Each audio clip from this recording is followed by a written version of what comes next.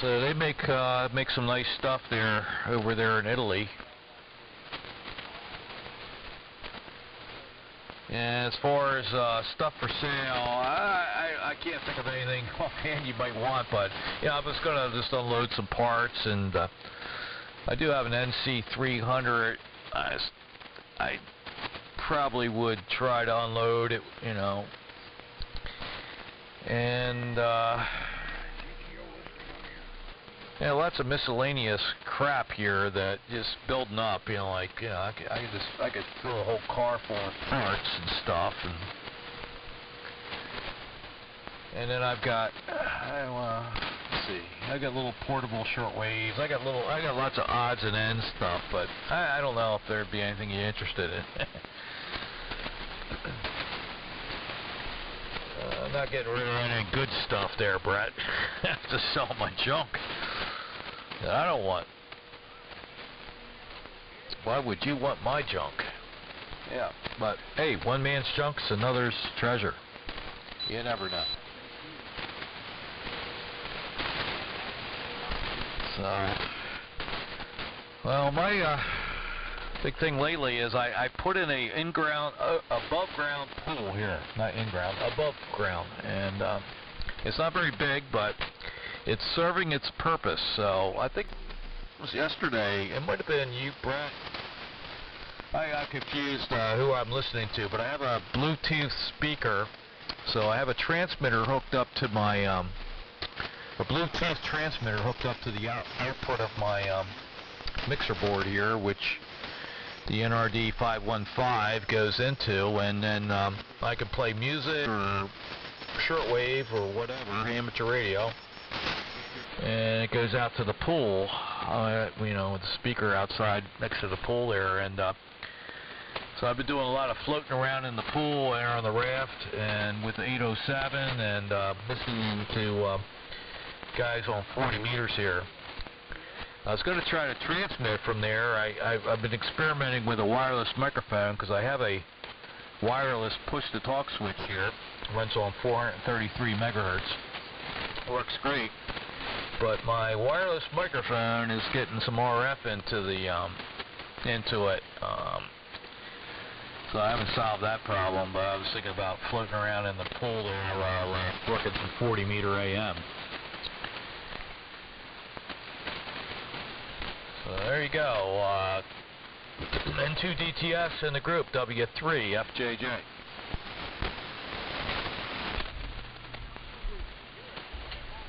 W3FJJ, WD2AFJ from N2DTS. Well, that's pretty decadent sounding there, Chuck. Working 40 meter AM while floating in the pool. Oh man, I don't know what this world's coming to. Guys doing remote from the pool. Well, that's very, it seems sensible though. I mean, one of the better places to remote from, right? Yeah. Well, that sounds cool. I always wanted to do that. I have an FM, stereo FM transmitter that I put the line output of the audio system here into, and I turn on the power supply, and that broadcasts all over the property. And I have a little Walkman kind of FM receiver, and I can wander around and listen, but I never figured out how to transmit, you know, the kid. I guess you could Vox, but that's kind of annoying on AM. So that sounds pretty cool though. Pool. We always thought about a pool, but that's a lot of work. I guess on above ground, I would even go for one like a really big inflatable, you know. I'd do that, man. Lay out there in the inflatable. I just got done putting some fertilizer type products down on the lawn, and it was pretty nasty out. So yeah, I could probably use a bigger amplifier than the SB200, but I don't know about 8874s or 3CX 400s. That sounds a pretty weird tube. I think they're about $200 on eBay, so not that bad, but I kind of like those little ceramic tubes. I'm running 2 of them, 4X 150s, and they're very efficient. So I like them.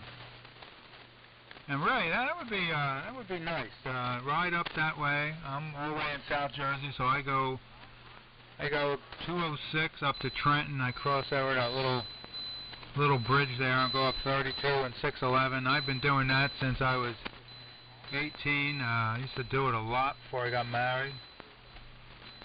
And go all the way up to the Water Gap, and then go up to Marshall's Creek, go up to Lakeland Clearpath. It was a really nice area when the traffic wasn't crazy. And it was nice when I was going up. It was Friday, I think. And unlike usual, I was feeling good and comfortable on the bike, as opposed to being like really stiff and sore and kind of wanting to stop riding. It was doing well. And then the crash. So I don't know if I'll be going up there anymore. I was thinking I gotta restrict my riding more because I brake so easily. That would have been an inconvenience when I was younger, and it winds up being 2 hospital visits for broken bones and being incapacitated for about 3 weeks.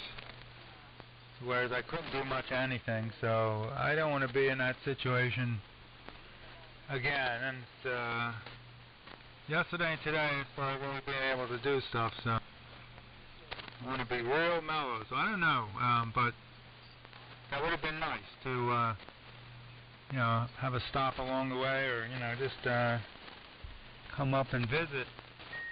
Be cool. And Chuck, the ELAC sounds good. I think it goes out to 4 or 5 kilohertz, and the receiver is really good. And it's kind of a rare SDR where AM really works well. It modulates well. It has a nice response. It's a 16-bit direct sampling radio. It is crafted really nice inside. It's a work of art inside. You could imagine, like Swiss watches and Ferraris and all that. It is so cool looking inside. The flaw is it's USB to hook it up to a computer. If you just want to use a band scope, that's fine, but if you want to control it and, operate it through there, the delay really is unfortunate. But it's a really cool radio. QRP, pretty tolerant of SWR, it's very well made, so it's really fun to play with. So there's that.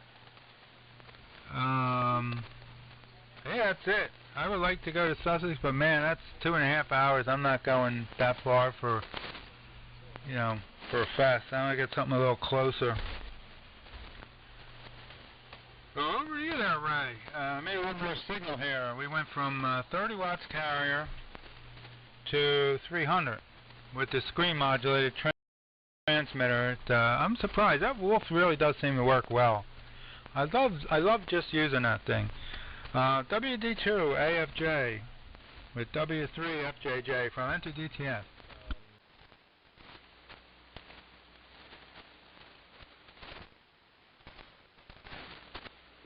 DTS W3FJJ, WD2AFJ. Well, I just came up on excited power just to see what I was putting into the amp. And I'm putting in about 6.5, 7 watts. And it's 450 watt carrier. So those little tubes, they got quite a bit of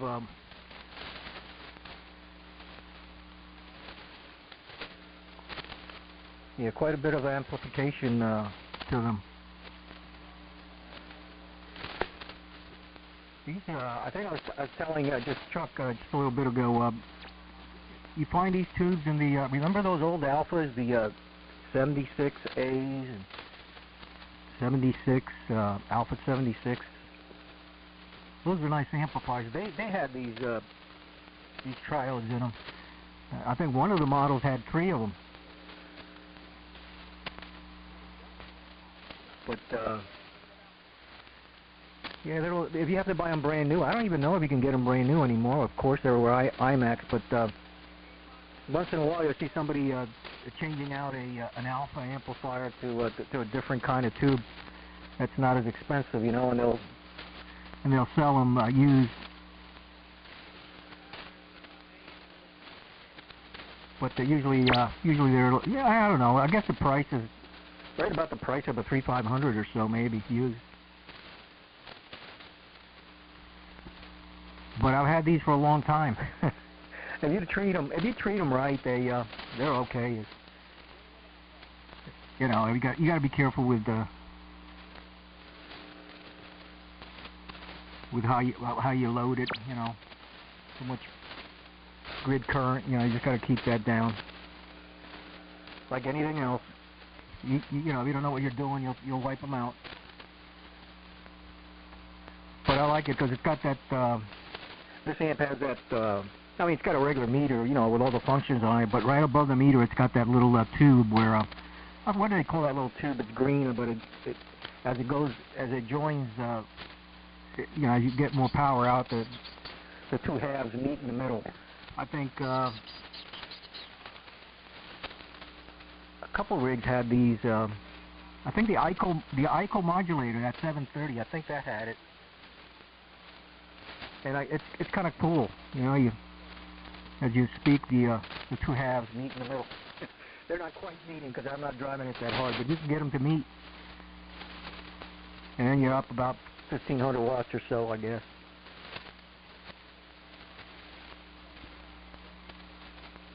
Anyways, yeah, it's supposed to be good weather for Sussex.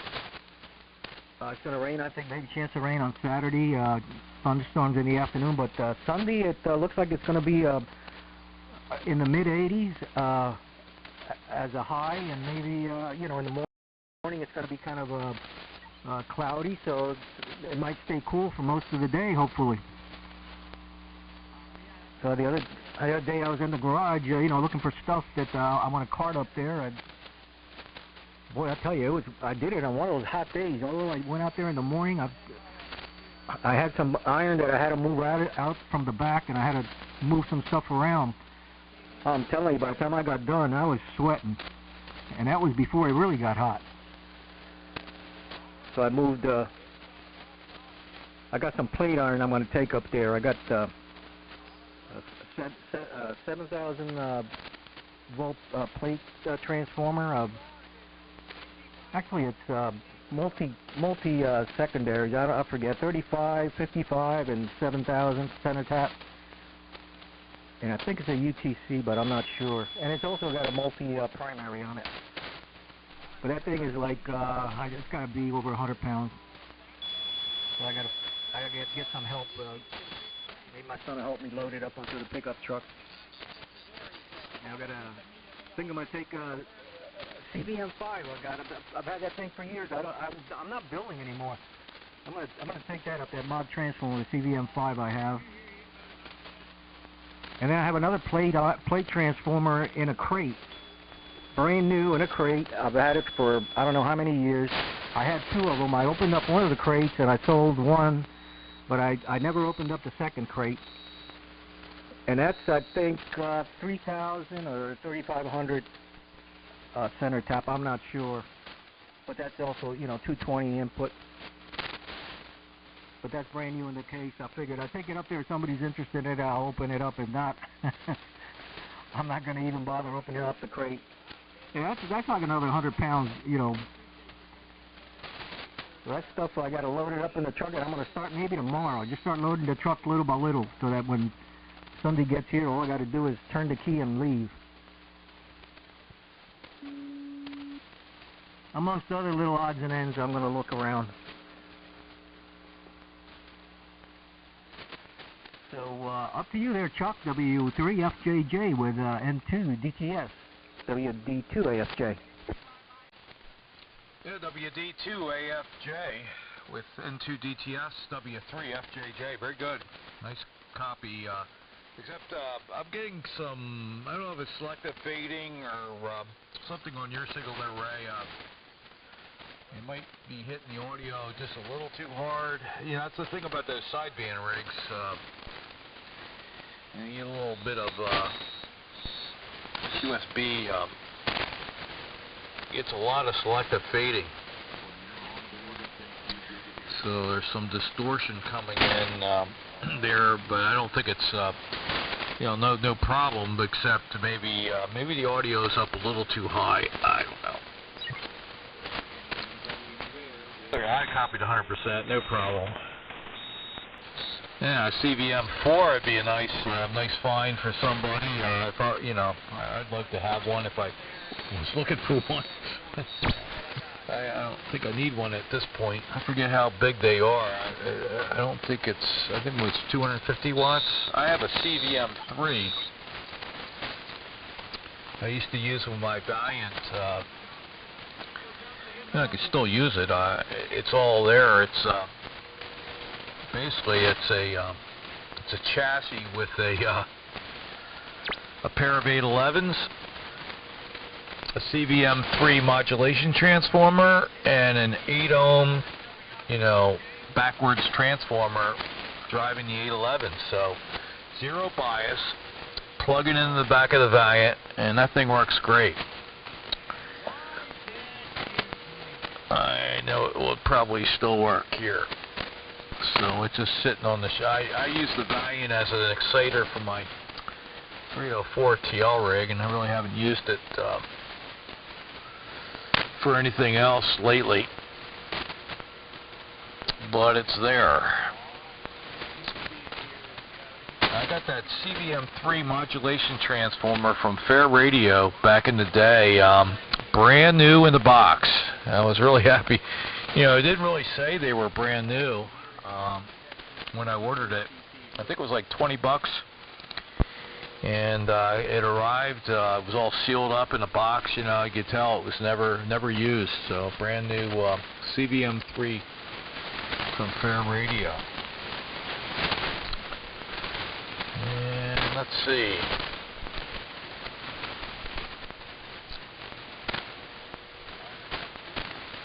Yeah, Ray, yeah, cooling those tubes. I looked up the tempo there, and I think it's 8874 3CX 400s.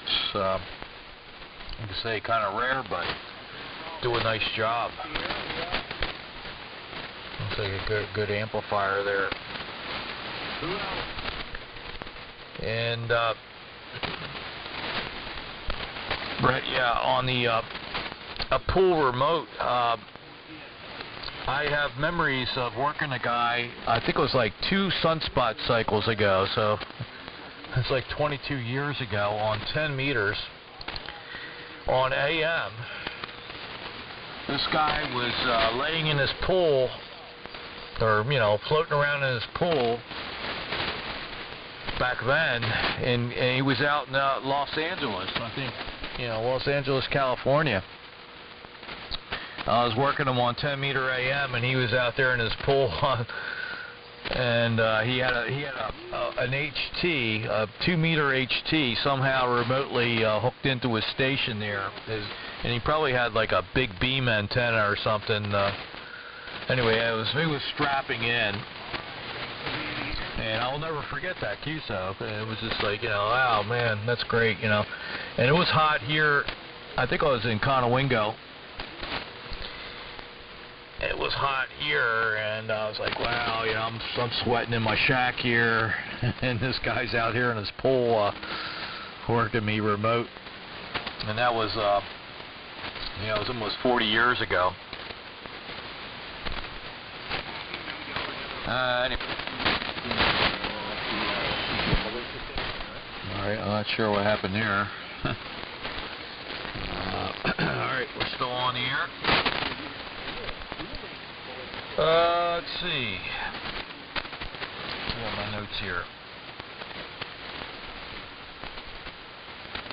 Yep, Sussex coming up there. I hope the weather's good there, Ray. It sounds like it. Yeah, if it's in the 80s, when Ed and I, PTX, went up there, I must have been about, I don't know, 10 years ago. It was hot. It was really hot. And we did it all in one day, and it was too much. It was we drove up and drove back in one day. It was. So I'm not going to do that. If I go up, I'll be camp out overnight, that kind of thing. So I'll just keep it in mind here, but probably not. But I'd like to see everybody. I think probably Steve, HT will be up there. There'll be a lot of guys. CWA and probably LJO. I saw him up there at that time, and it's a lot of good. That's a great hamfest. Unfortunately, Brett, we've got the one down there. I guess what is that called? Was Mullica Hill in September. So maybe that'll be our big hamfest. I think maybe it might have rained last year. I forget. I know I didn't go last year. I don't know if I've ever seen you there, Brett. But I've been there many, many times. And that's probably the closest hamfest between us.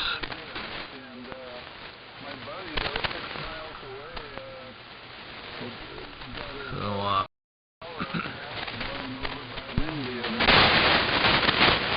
into DTS with the group W3FJJ. Okay, W3FJJ, WD2AFJ, following to DTS, no breakers. Yeah, Ray, that, I think the rig as it has warmed up has increased distortion, and it kind of does sound like selective fading, but I put the synchronous detector on the SDR and listened to it on that, and it's still distorting, and I think the S meter's jumping around when you modulate, so you might try a little less mic gain. I know a lot of rigs, older rigs, really changed things as they warmed up. I remember both the TS440 and the ICOM 735. You know, if you were using them to drive something, you would set it to be, you know, I don't know, 10 mils of grid current, and then after transmitting for 5 minutes, you'd have 20 mils, or 15. It'd drift. So maybe that's what's happening, because I don't remember hearing it in the beginning. I mean, it's not hi-fi, but it was acceptable, and it was getting to the point where it was a little hard to copy. So that would be Chuck's probably right. Got to just tweak the mic gain a little bit. I'm not too familiar with that rig. I looked up a picture of it, and it's a pretty attractive rig. And they made, they usually did really good for AM when other people did it really badly. Mullica Hill, yeah, I went 2 or 3 times. One time I was on a motorcycle. One time I think I wasn't really feeling very well, and I made like a quick tour and like bolted. It was I was not feeling well, and I thought I better not hang around. And I didn't even eat one of them hot dogs they have there. It's like that's not the reason. But I'm going to try and get to something this year, because I like a few odds and ends. I like connectors and things I can use, and I don't know about some of the stuff you get online. The Chinese stuff is no good, like the coax connectors melt when you solder them and so on. So there might be a few odds and ends, and you never know what cute little thing you'll you want to do. And it's like, yeah, you're junk. I buy stuff and then I get bored with it and I sell it. And I want to buy, something else to explore. And then when I know all about it, I get rid of it because I'm bored with it. Or, it doesn't work as well as I expected. The Wolf is sticking around for a while till it blows up or something, because it really does work well. It has a lot of really cool features, and that's a pretty neat thing. That was a worthwhile purchase. The FT DX101, I don't think that's going to stay around long term. It just, this isn't good enough. Put it that way. Got some good things about it, but it's just not good enough.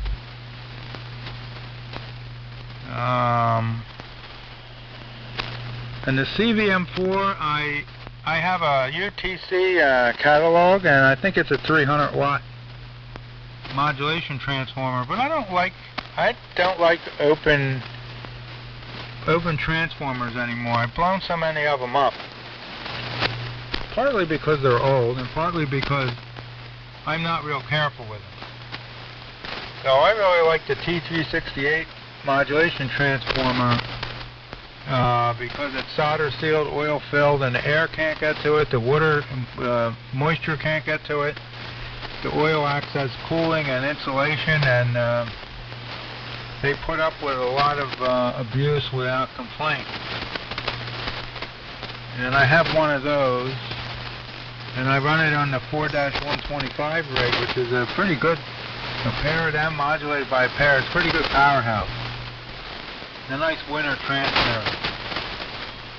And the 813 rig has a big RCA. That's going to crap out at some point. They all have, but that one I'm running at reduced voltage, so maybe it'll last.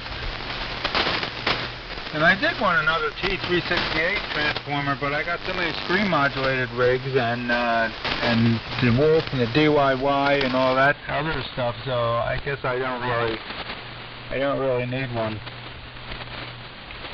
We'll turn it back to you there, Ray. You're gonna tweak that mic gain a little bit. WD2 AFJ with W3 FJJ from N2DTS. Now it's screen modulation.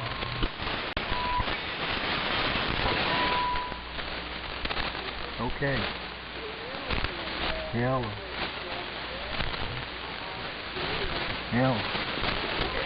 Might have gone down. Is that okay? I think I might have gone down too far. Oh, that sounded nice. Okay, we'll leave it there then. So, the problem here with this microphone, it's got an up and down bar on it, and every time I handled it, I just looked, I was like, it's got 70 cycles up the band. And the rig isn't moving, it's just that every time I handle this mic, I don't have it sitting on the desk, I have it on my lap, and every time I bring it up, I'm hitting this bar, I'm moving the frequency around. But anyways, hopefully that's a little better. But this is the one with the end bells. Well, not end bells, but it's it's with the open side transformer. I think it's all cast iron. So, anyways, that's what that is. It's a CVM5.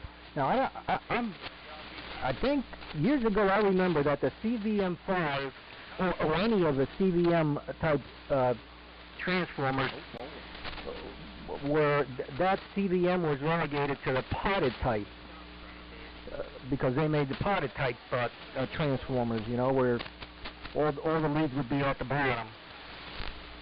So you have to have a hole in the chassis to access all the different lead connections, But then it used to be that if you had a VM, just a Victor mic, a VM2, a VM3 or a VM4.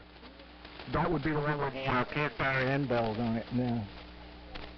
Because I know I have a VM4 in my homebrew rig downstairs. I run a pair of 810s with that into a single 4400. And that VM4 it works real well. And I know I have a CVM3 downstairs also on the shelf there, and that is a potted type. But the CVM5, it's you just tap off at both ends, primaries and secondaries, and there's quite a selection. Anyways, yeah, so that's what I'm taking up there. CVM5. That's why I said it's pretty heavy. I'm gonna need help to lift that up also. And yeah, I'll probably run into Steve. I do every time I go up there. It'll be 3HT, and I don't hear him on the air too much. I know he hangs out down. I don't think 3805 or 30. I'm not sure where that is, but I don't usually go down there too often. But I haven't heard him. Sometimes he used to get on 40 meters, but I don't hear him anymore. But I'll hopefully I'll run into him up there at the hamfest. I always do. And he's got a close friend also. His name is Steve. Is N3 NNG,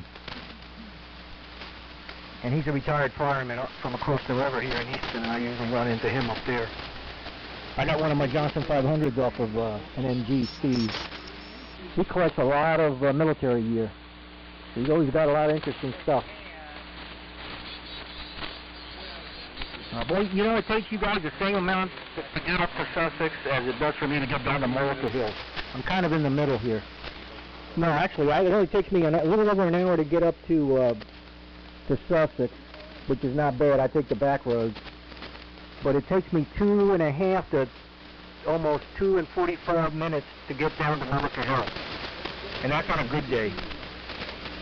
I've had times when it's taken me 3 hours to get down there, and that's a lot of driving in one day, there and back. So, Mullica Hill, I always like it. It's a real nice hamfest, but it's just by the time I do all that driving, I get home and I'm beat. As I get older, it's a little harder to do it. Never thought I'd be saying this, but yeah, it's 72, man. I'm 72. I can't believe it. I feel great, but a lot of driving gets me a little tired. I don't like it too much anymore. Anyways, I'll send it. I think I've been passing it up to you there, Chuck. W3FJJ, with N2DTS, WD2AFJ. Yeah, very good there, Ray. Yeah, it sounds a lot better now with the audio. I guess that was just the audio back down, so it sounds good. Still got the hum, but it's not too bad.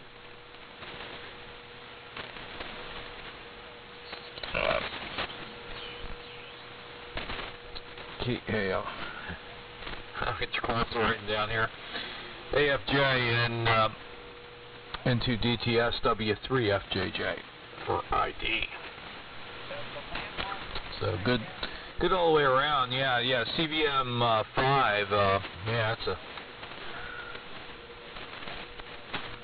That's a monster there, but a nice transformer. And I don't know. If it was me, I would post that on AM phone and tell guys you're going to be delivering it up there, to Sussex. And yeah, I would do that. You should have no problem probably selling that.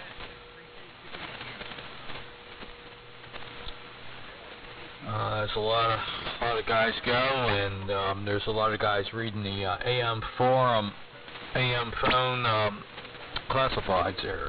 That would be an easy way to get rid of. Yeah, you don't want to ship one of those in the mail. So good to get rid of there at the hamfest. And I wouldn't. Like I say, I wish I had a use for one. But I don't think I can use it here. But I'd love to have a CVM 5. Yeah, the CVM 3 is potted. I don't know if there's any problem with that, the way it is, but it's been a good transformer.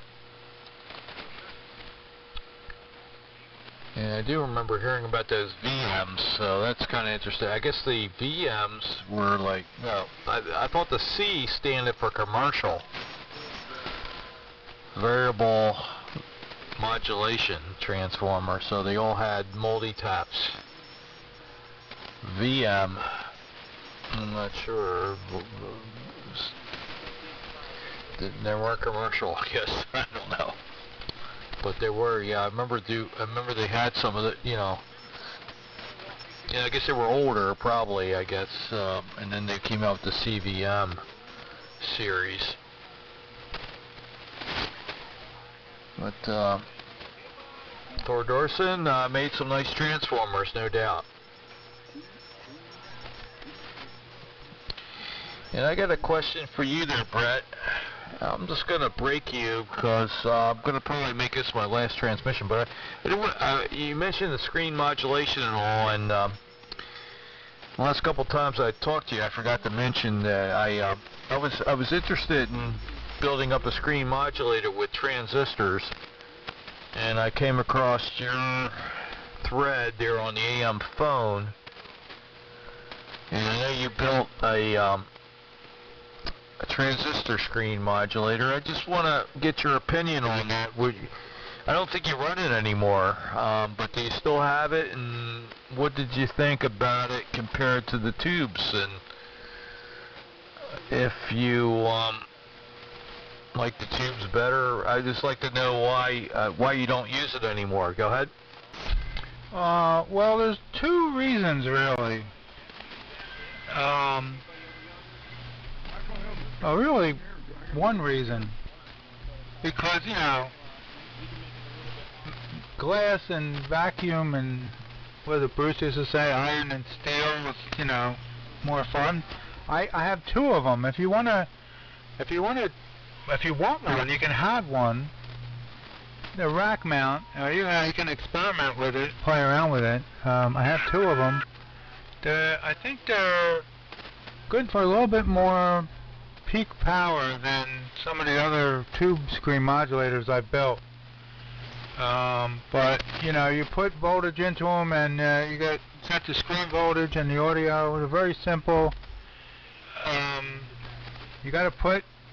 They take a pretty good amount of voltage and current input because they're like Class A devices, and that's one reason I don't run them in one transmitter, because I'm kind of limited for the voltage and current that the screen supply can supply.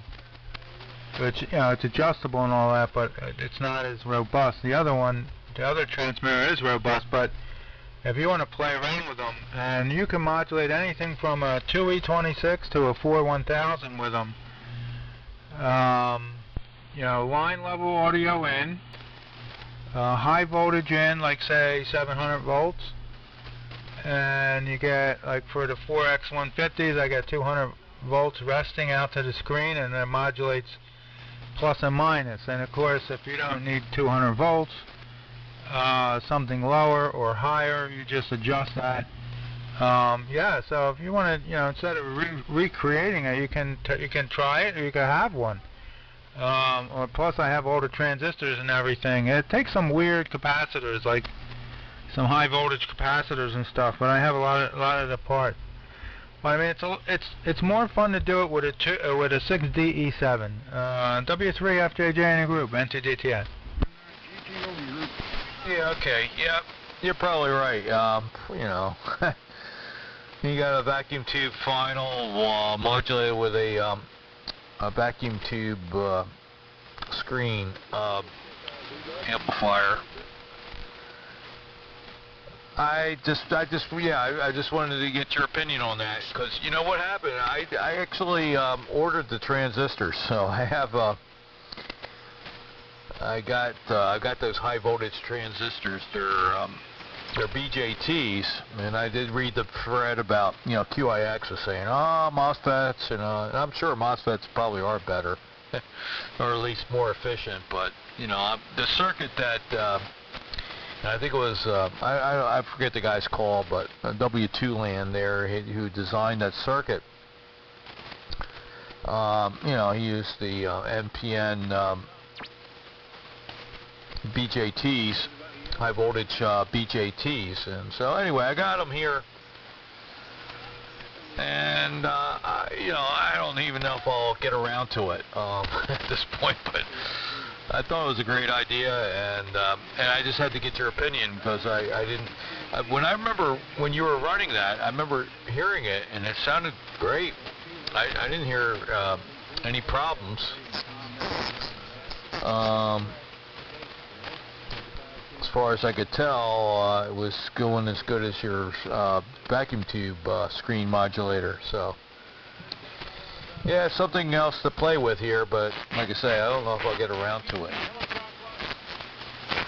But I do have the transistors if I want to play. Yeah, it wasn't much to the circuit. Yeah, some high voltage capacitors and a few high voltage resistors. It did use a little, but there wasn't that much to it. So, let's see.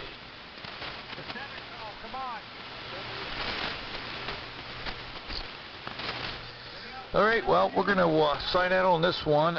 Ray, Brett, great catching up with you guys, and hope you have good success up there at Sussex there, Ray. You never know. I always play it by ear. If it's like, I would like to feel like, okay, let's see. The hamfest is on Sunday.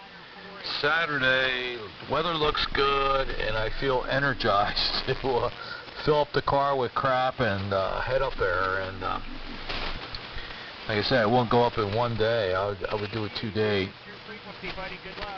But it's, it's going to be pretty hot. Yeah.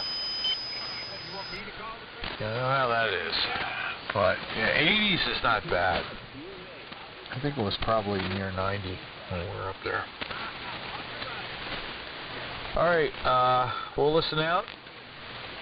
Good evening. And thanks for the nice QSO, guys. Talk at you later. WD2AFJ with N2DTS, W3FJJ. Be listening out.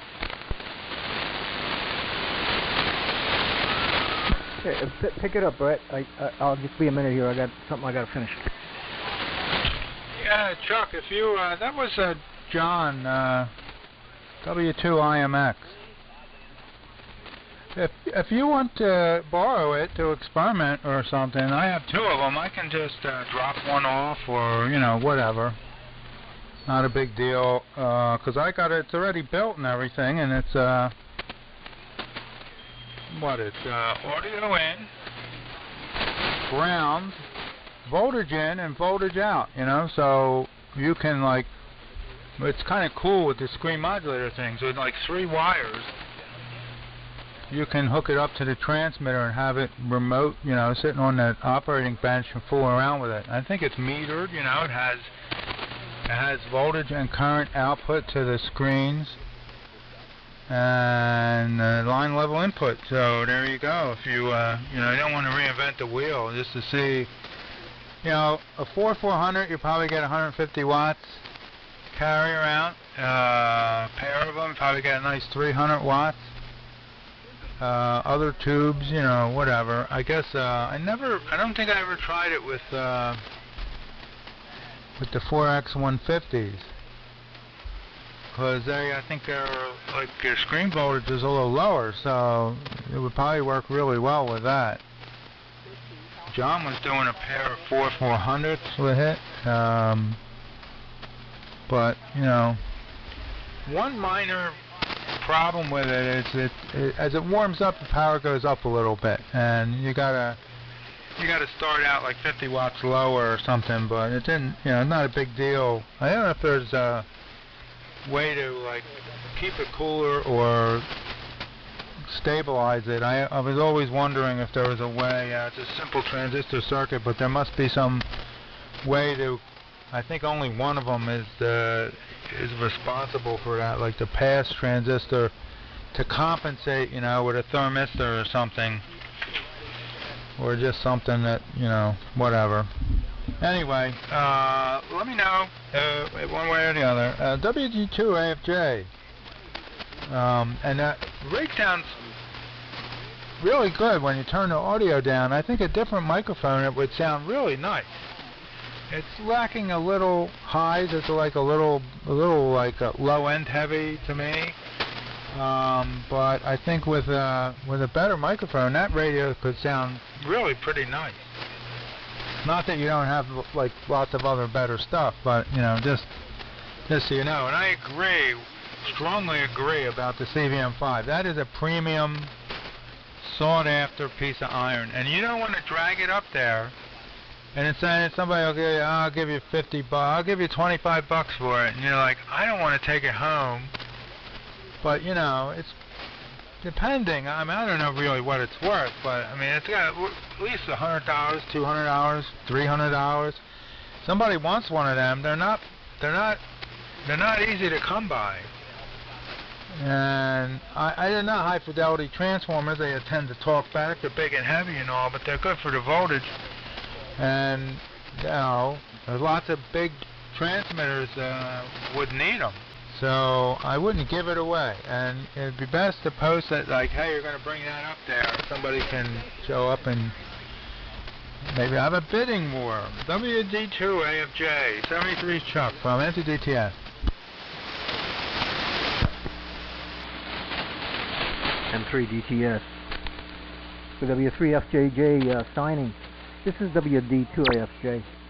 Very good, Brett. 73 Chuck. And hopefully we'll see you up there. You never know if you change your mind. It's supposed to be overcast for probably up till about midday. So hopefully the sun won't be too bad. That's the problem up there in Sussex. There's not much shade, you know. The only shade you can find is you get up underneath somebody's you know, canvas or whatever, you know, little tent or whatever they might have. Unless you're in the building, and then it's so hot in that building that I'd rather be outside, crowded in that building. I always take a trip through the building, but you know, just if I'm looking for a little stuff or you know, stuff like that. But anyways, it's primarily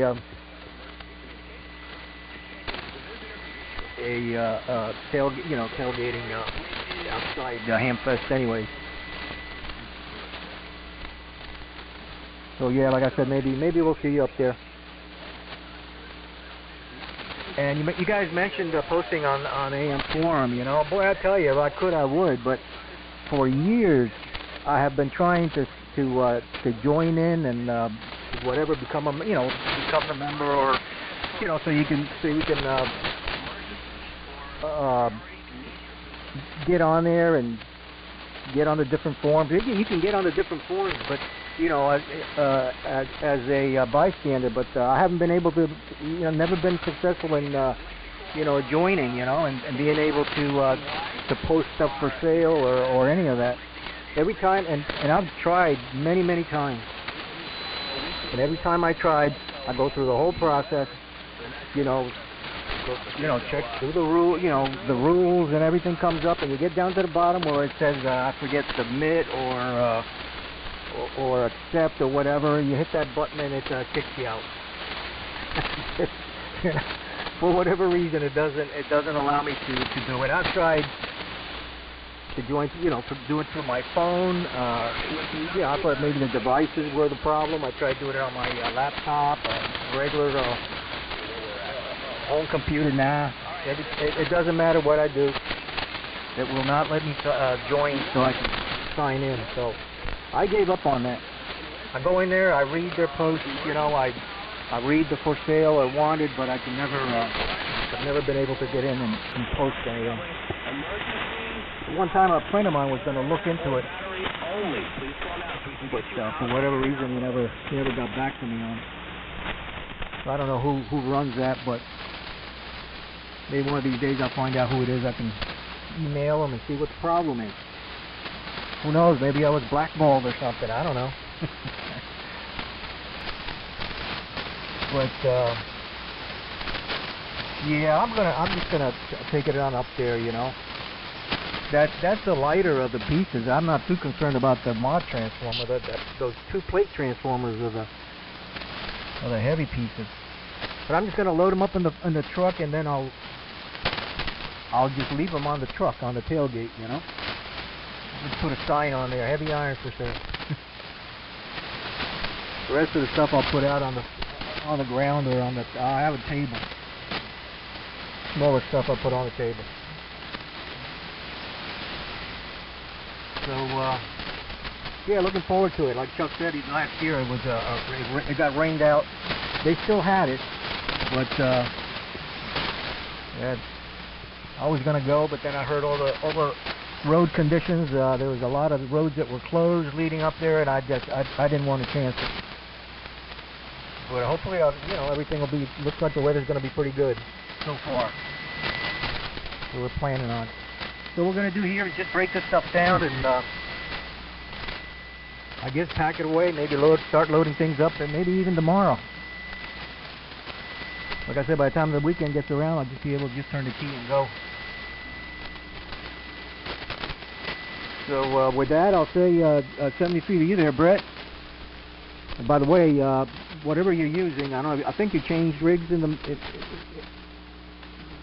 one or two transmissions ago, I'm not sure, but whatever, the one you were using before was sounding great, and this one the same. Never heard you sound bad on any of your rigs, so you're certainly strong in here. And Chuck was very strong also. So with that, thanks for the QSO, and I look forward to working you again. And I hope you mend quickly there, Brett. So tie the ribbons on it, and we'll listen out. N2DTS, WD2AFJ. Okay, WD2AFJ from N2DTS. Hey, this is a homebrew screen modulated transmitter. It's a pair of 4X150s, or the same thing as a 4CX250B, but a little different. Pair of them screen modulated by a 6DE7, which is the same modulator tube as a DX60 uses. And because the X150's screens are the way they are, I get 300 watts carrier out of the radio with that little tube doing the modulating of the screens. They run it at about 2200 volts on the plates. There's a little over 200 volts going to the screens, and it's 2 MA arresting carrier, and it peaks up to about maybe sometimes 25 mils on modulation peak. So the 6DE7's not working too hard. I don't go on the AM phone. The moderators used to give me a hard time saying everybody's complaining about me because I post stuff. So I guess they don't want me to post stuff, so I don't go there anymore. But I hang out. There's an AM thread on QRZ. I will post that you're going to bring up some CBM5 and some other heavy iron up to the fest, so people can kind of maybe plan if they're looking for one, and you'll get a better price, if that's all right with you. I'll let you go, and it's been a great QSO, a real old-fashioned AM quality QSO. That's what I say. WD2AFJ from N2DTS 73. Thanks for the nice chat. Yeah, very good, Brett. Hey, by the way, thank you very much. I appreciate that. That's very nice of you. Yeah, hopefully somebody that might not otherwise be going to the hamfest, you never know, they might go they might go up. I know at times, Brett, when and it still is, I think, very difficult to get a hold of mod iron especially. It used to be that you would if you're looking to build a plate modulated rig, first thing you want to get is a mod iron, and that would dictate, what you run for modulators and final and whatever. It was kind of like that for quite a while. Anyways, yeah, very good, and again, thanks for that offer there. I appreciate that. So, and by the way, with your screen grid modulated rig there. Hey, who needs mod transformers there? That thing sounds excellent. Certainly a different way to go. It's really intriguing. All right. Well, have a great evening, Brett, and we'll talk to you again. N2DTS sign WD2AFJ is off and clear. Bye bye.